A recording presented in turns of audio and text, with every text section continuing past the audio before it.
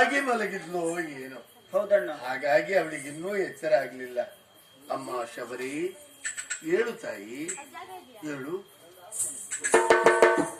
ಏನಣ್ಣ ಇದು? ಇಲ್ಲ ತಮ್ಮ,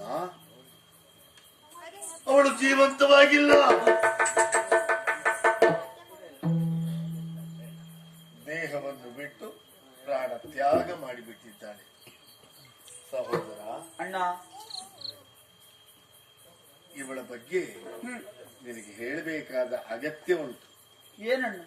ವಿಭಾವರಿ, ಮಾಲತಿ ಎಂಬ ಇಬ್ಬರು ಗಂಧರ್ವ ಕನ್ಯೆಯರು ಸ್ವರ್ಗದಲ್ಲಿ ಔದತ್ಯವನ್ನು ತೋರಿಸಿದ್ದರ ಪರಿಣಾಮವಾಗಿ ಇಂದ್ರನ ಶಾಪಕ್ಕೆ ಗುರಿಯಾಗಿ ಕೀಳ್ಜಾತಿಯಲ್ಲಿ ಹುಟ್ಟಿ ಒಬ್ಬಳೆಲ್ಲಿ ಹುಟ್ಟಿದ್ದಾಳೆ, ಇನ್ನೊಬ್ಬಳು ಇನ್ನು ಹುಟ್ಟಿ ಬರ್ಲಿಕ್ಕುಂಟು.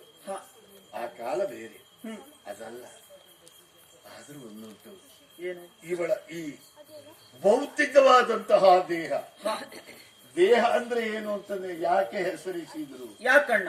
ಇದನ್ನು ದಹಿಸುವುದಕ್ಕೆ ಇದ್ದದ್ದು, ದಹನಶೀಲವಾದದ್ದು ಎಂಬ ಅರ್ಥದಲ್ಲಿಯೇ ಶರೀರಕ್ಕೆ ದೇಹ ಎಂಬ ಶಬ್ದ ಬಂದದ್ದು. ಮಗು, ಅಣ್ಣ, ನಮ್ಮ ಅಪ್ಪನ ದೇಹವನ್ನು ದಹಿಸುವುದಕ್ಕೆ ನಮಗೆ ದೇವರು ಯೋಗ ಕೊಡ್ಲಿಲ್ಲ. ಹೌದಣ್ಣ. ಮಂತ್ರಿಗಳು ಬದುಕಿದ್ದಾರೆ.